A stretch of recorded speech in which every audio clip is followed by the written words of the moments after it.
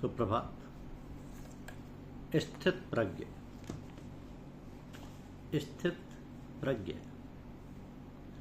मनुष्य के अपने विचार ही उसे अवनति या उन्नति के पथ पर ले जाते हैं।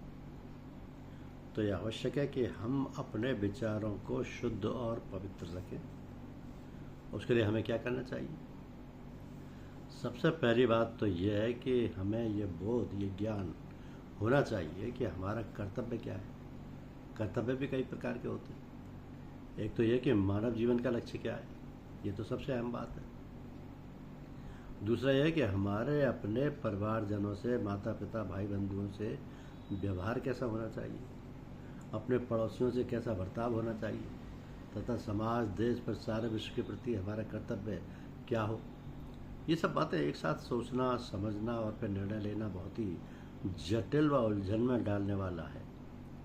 इसके लिए बड़ा सरल उपाय है कि नित्य रामायण पढ़ना, क्योंकि रामायण में श्री राम जी ने यही दिखाया है कि हमारा किसके प्रति क्या कर्तव्य है।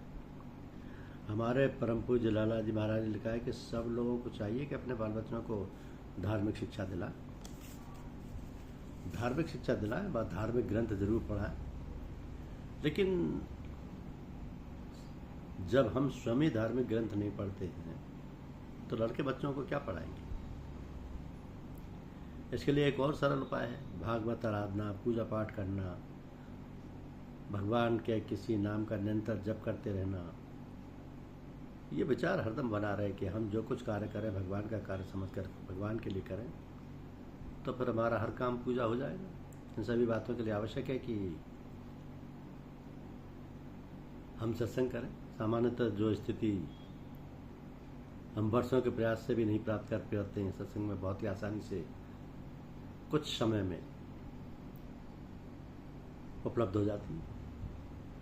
सत्संग किसी महापुरुष का जो भगवान से जुड़ गया हो, जिसने अपने जीवन भगवान के लिए समर्पित कर दिया हो, जो पूर्ण रूप में भक्त है, उसके सानिध्य में उठना बैठना, उससे संबंध रखना। किसी ने ठीक ही कहा है कि तू जन हरि से हित कर हरिजन से हित, माल मुलक हरि देत है, हरिजन हरि ही दे। तो सत्संग करने से बड़ी जल्दी मनुष्य में परिवर्तन हो जाता है।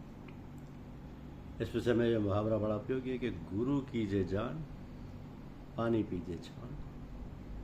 गुरु को हम कैसे जाने पहचाने? जो आत्मज्ञानी हैं, मुक्त हैं, स्थित प्रज्ञ हैं। गीता में अर्जुन ने भगवान से कहा है कि हे प्रभु, आप तो अंतर्यामी हैं, सबके हृदय की सब बात जान लेते हैं, समझ लेते हैं, मगर हम तो अंतर्यामी नहीं हैं, हम कैसे जानें?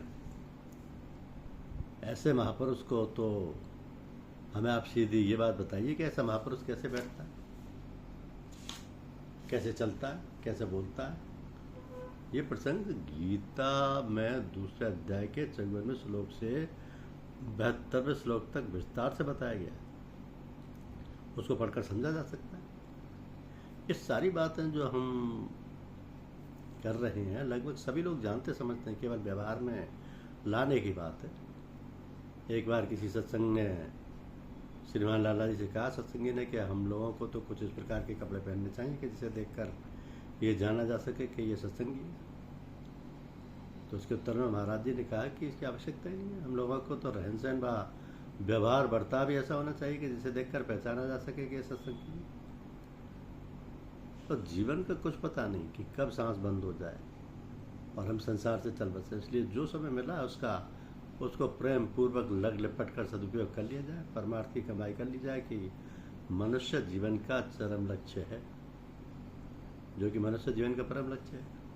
हमारे ऊपर भगवान और गुरुजन अपनी दया कृपा बनाए रखें। धन्यवाद।